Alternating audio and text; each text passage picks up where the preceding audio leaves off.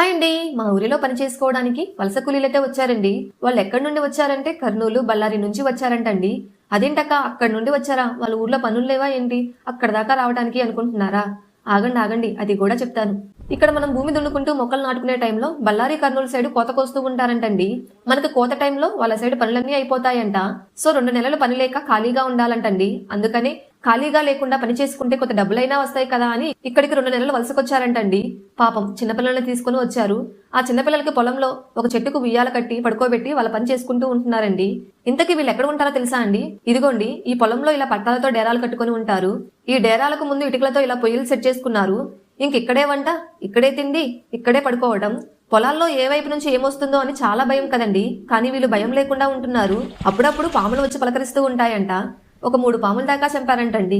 ఏమిటోనండి, మనిషి అంతా కష్టపడేది కడుపు నిండా అన్నం కోసమే కదండి. మనం పుట్టినప్పుడు ఏమీ తీసుకొని రాము, అలా అని చనిపోయినప్పుడు ఏమీ తీసుకొని పోము కదండి. ఈ రెండిటి మధ్య సమయం అంతా పోరాటమే. వర్షం పడింది చూడండి, చాలా బురదగా ఉంది. వర్షం పడుతూ ఉంటే మా పక్కింటి ఆంటీ గారు వాళ్ళ ఇల్లు ఖాళీగా ఉందని దానిలో ఉండమని చెప్పారు వాళ్ళని. కానీ కష్టపడి బ్రతికే వాళ్ళకి ఆత్మగౌరవం ఎక్కువ కదండి. సో అందుకని వాళ్ళు ఎవ్వరూ రాలేదు. వర్షానికి కూడా అక్కడే పండుకున్నారు. ఇంతకీ మీకు ఒక విషయం చెప్పలేదు కదండి. ఇలా వలసకు వచ్చిన వారిలో ఒక ఫ్యామిలీ వాళ్ళ 12 సంవత్సరాల కూతుర్ని కోల్పోయారండి. ఇది ఎంతో బాధాకరం కదండి. ఇంతకీ తను ఎలా చనిపోయిందో చెప్పలేదు కదండి.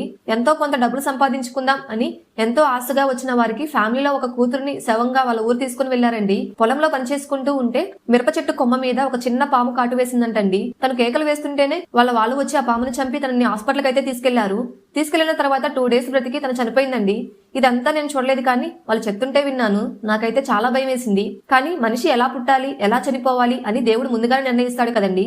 ఆ సమయం వస్తే ఎవరూ ఆపలేరు కదండి. మీరేమంటారు? మీ ఒపీనియన్ కామెంట్ లో తెలియజేయండి. Thank you for watching.